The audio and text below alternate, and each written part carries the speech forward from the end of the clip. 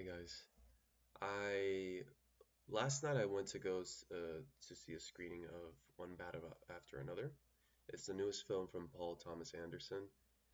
And I remember seeing this trailer a couple of months ago. I didn't make anything of it because I think that the trailer is kind of pretty bare. Like it doesn't really speak to anything. You kind of get a sense of like what the film might be about, but it really doesn't discuss it at length. But I love Leonardo DiCaprio. I've loved all of his work. I actually didn't even know that the film was directed by Paul Thomas Anderson, and I've loved most of his work as well. So I decided to give it a shot because I think I read on some social media that it was pretty good. Just like I saw The Smashing Machine last week, sort of the influence of people saying that the film was going to be really good led me to go see this film. And I have to say that basically what everybody has been saying has been correct. I found the film to be phenomenal. Um, I think it's pretty easy to call it a modern classic. And I feel like I've been throwing around that word personally for some films that have even come out this year and films that have come out the past 5, 10 years. Like I think Weapons and Sinners are also two other films that I personally would give close to a perfect score, if not a perfect score, and they both came out this year. And I think I could say the same thing for One Battle After Another. I'm gonna go see it again pretty soon because I think that the film has a lot to discuss even beyond its central themes. I think that there's a lot of mini conversations being had by the beats of the film that as I started to reflect on it, I'm like, oh wow, I see what, again, not only utilizing a moment in the film to progress the film, but also to still highlight a message about society that is beautiful and it's seen throughout multiple portions of the film. Either way, I'm kind of all over the place. So the film's pretty long. It's 2 hours and 47 minutes, but you don't feel it at all. I would absolutely recommend to see it in IMAX because the film is, I think it's filmed for IMAX if I'm not mistaken, but even if it's not, it's such a beautiful looking film. A big screen is really what this film is meant to be seen in. It gives the feeling of like an old 90s, 80s type of film where how do I even say this? Like the progression and the intensity and the pull that the film has, the plot has, and the characters have to the point that you feel for them and you want them to be okay is something that I haven't. It's not so commonly seen. I mean, I love films. I watch films all the time.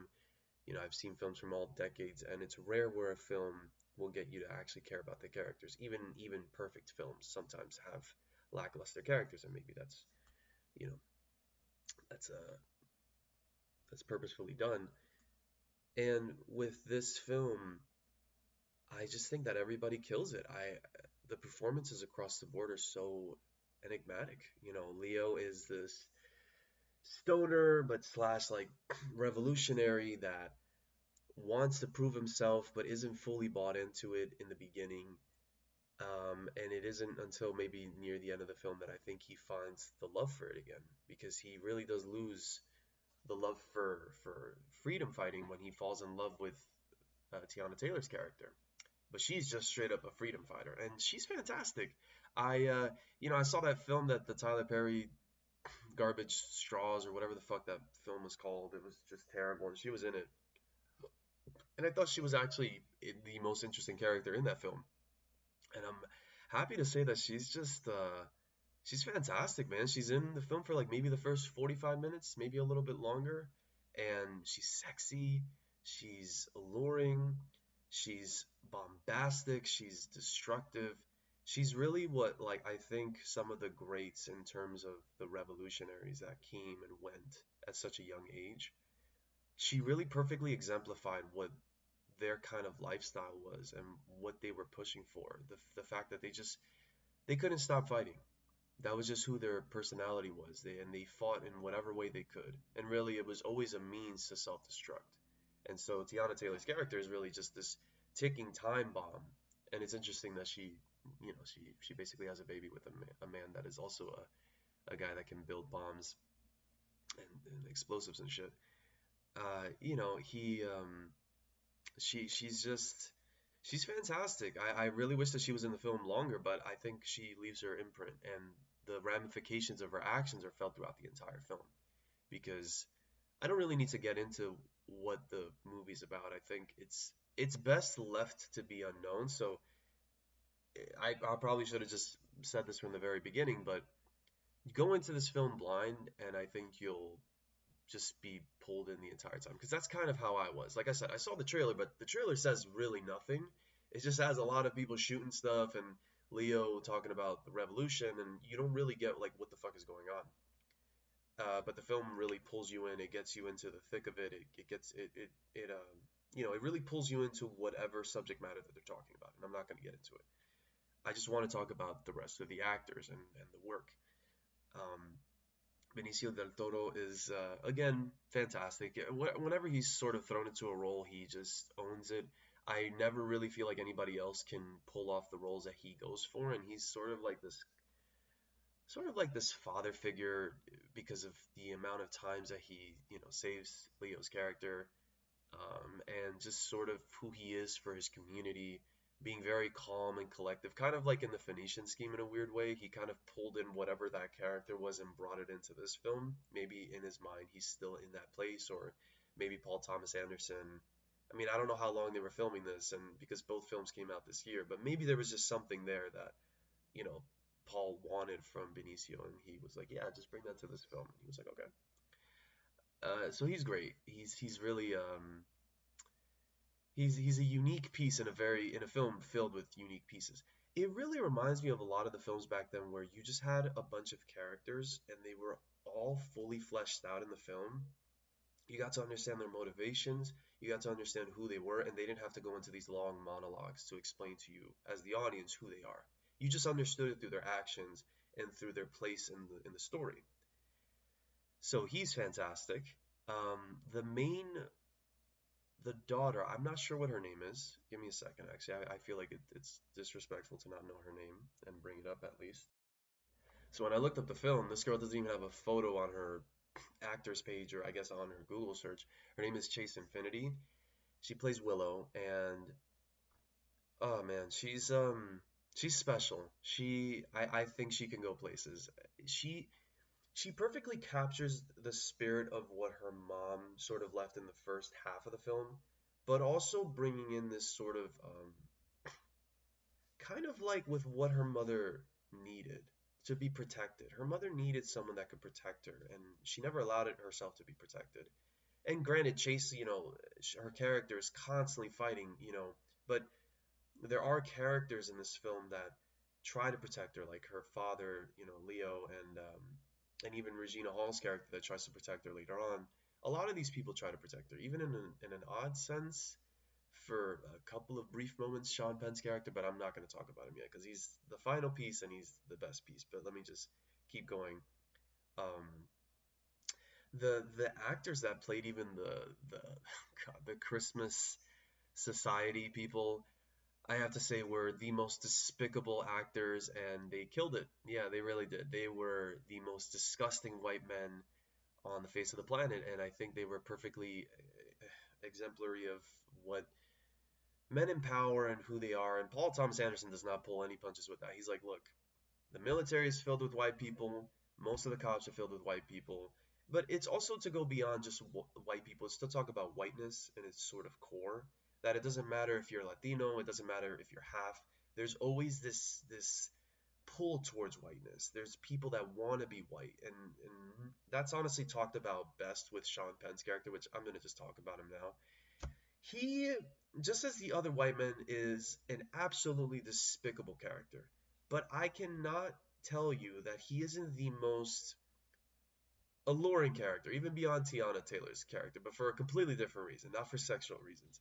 So he is despicable, he is terrible, he is hilarious, he is robotic, mechanical, and a perfect, like, dude, a perfect example of the white male, military male that wants to be white but is also conflicted with it because his conflict comes with his obsession with Tiana Taylor's character and with the obsession over African American women.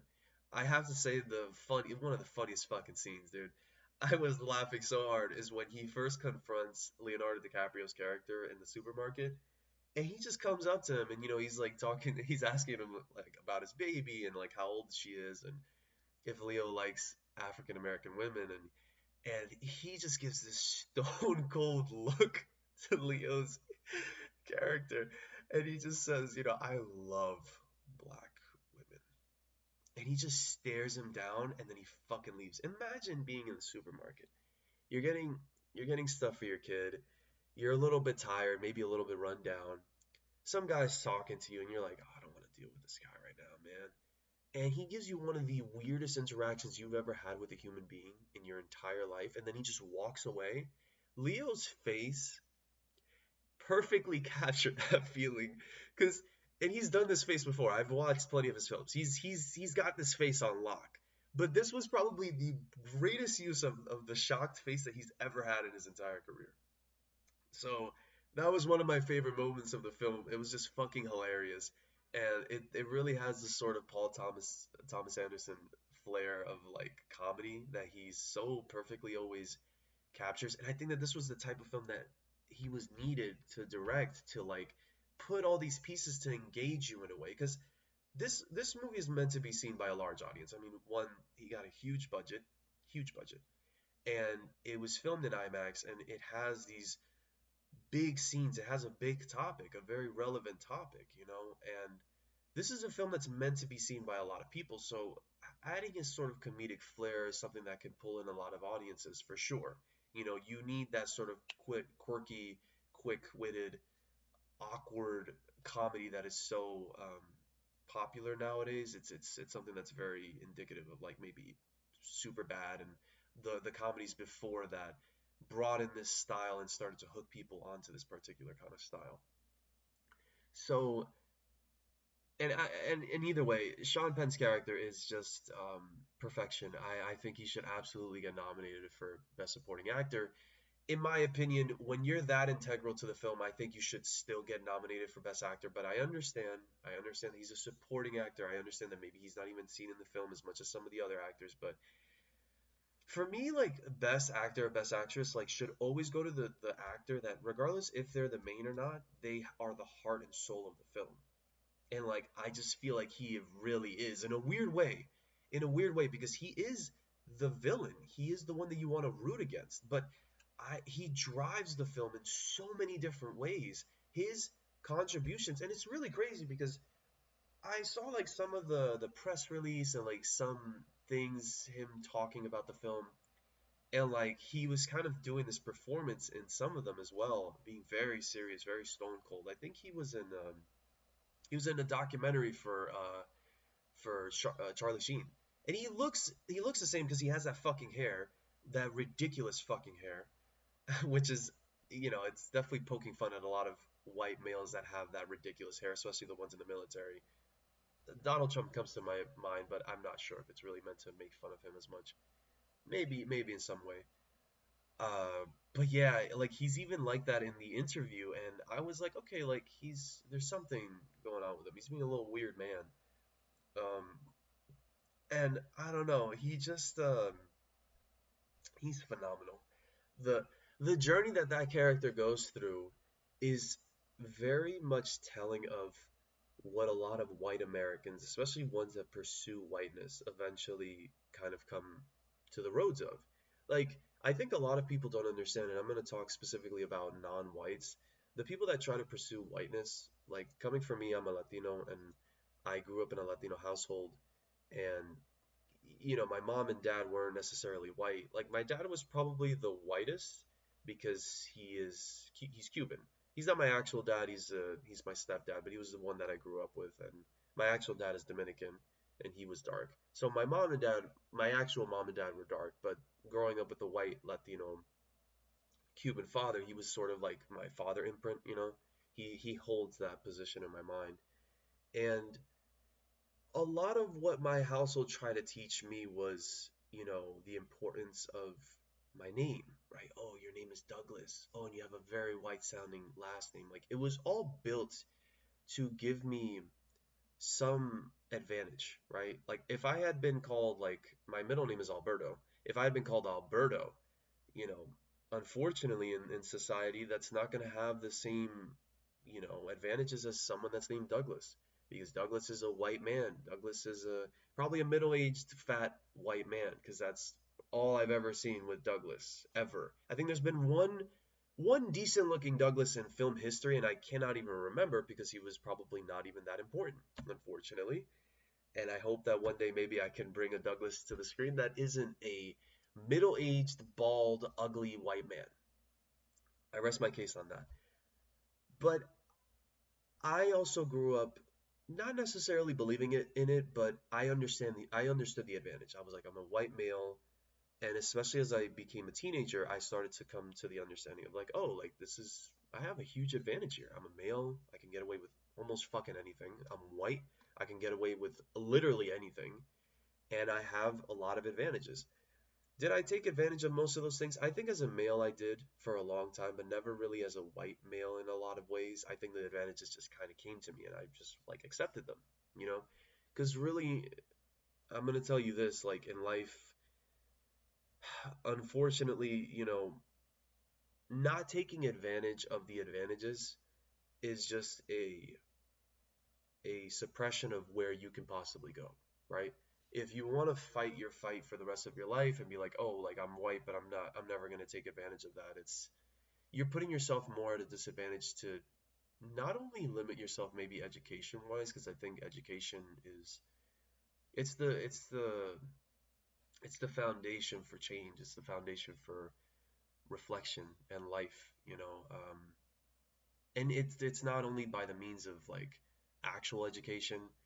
I know I'm kind of going on this crazy rant here, but I'm really just getting at is the film talks about like whiteness in a way where everybody in the film is either for it or against it, and it's the primary villain. I mean, there's all these villains in the film, but whiteness is the primary villain. It's the driving theme.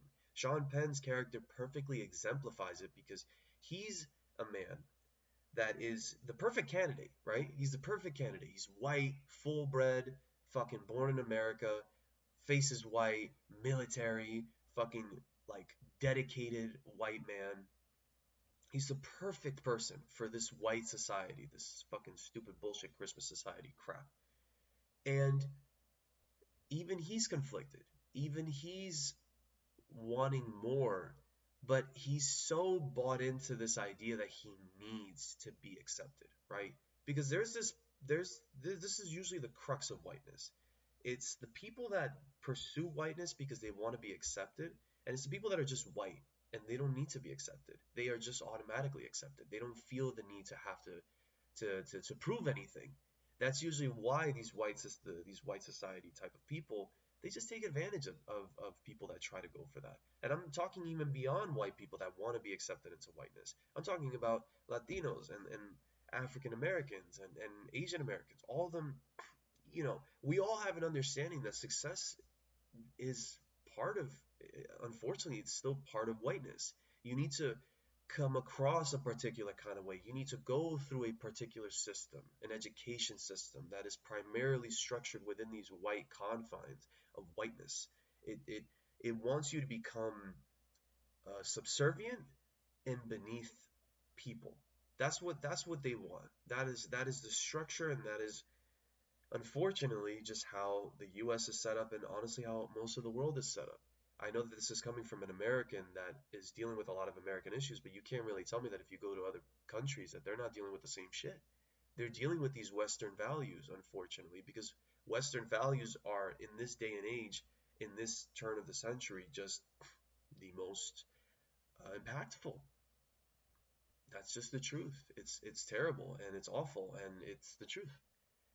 Um, and this film highlights all of that, and it's the most essential film. Like, I've talked about, I don't know if I've talked about weapons and sinners on this channel. Maybe I have at one point. If not, I will in the future. I just want to say that like there's a lot of important films, ones that talk about the soul, that talks about life, that explores horror or comedy, and they're all important. Some of them have even been a brief sort of perfect encapsulation of the time. And I cannot say that more for this film. I think that this is a perfect film beyond its structure. I think that it's a film that perfectly captures what's going on now, but also what's been going on for so long. That regardless if you're from America or from another country, there have been people that have been fighting for freedoms, fighting for people to be awoken. And unfortunately, it's a lot of the younger people that as they grow older, they lose their fight because imagine fighting for 10 plus years and nothing changes. The most that you ever get is maybe you get your own freedom, but even that freedom doesn't feel free enough because you want everybody to feel free. And that's just never going to happen, unfortunately. And I know that that sounds so bleak, but the reason why I say that is because everything that I've talked about in terms of pursuing whiteness, wanting to be accepted, these two these two stepping stones are unfortunately the foundations when they shouldn't be. They shouldn't be the foundations of what it means to live life and what it means to be successful and what it means to feel happy and to feel whole. It doesn't do any of that. There are CEOs that come into so much money and power and they don't feel fulfilled. They just want more because they'll never feel fulfilled. They're in a field that is meant to be never fulfilling. You're meant to consistently want to consume and consume and consume. And we live in a society of consumerism. We live in a society that we want to take and take more, and we don't care about the consequences. And trust me, I've been exemplary of that plenty of times. I know plenty of people that are like that. And I think I try my best that even though I'm running a business, I don't want to just always be this type of person that just wants to consume more to to keep fueling my business because that's not what makes me happy. What makes me happy is being there for myself, being present in the moment, not looking for things like video games or chess or something to take me so away from reality that I forget who I am. I always want to be available for myself. And trust me, it's a fight. It's a constant fight to be present and to be there for myself and to love myself. And I think one of the best examples of that is in Leo's character, right? He's a person that has to sacrifice everything. And in this journey near the end of the film, he really finds himself again. Even to the point that he accepts society and he gets a phone. And, I get that he doesn't have to be on the run anymore. But in certain ways, he does because he still wants to be a freedom fighter. He still wants to be available in that scope, even as his daughter is pursuing the same thing. They both find what they're looking for at the end of the film, and I think that's so beautiful. It's not a pursuit of whiteness, and I there's so many films that's like the ending. It's the ending of like, oh, there goes a man that's educated and he has a family now, and that's the American way. That's how like Sean Penn's character is meant to sort of be, in the end. And this is I guess the biggest spoiler, but I think it's a perfect ending to the film and a perfect ending for this character.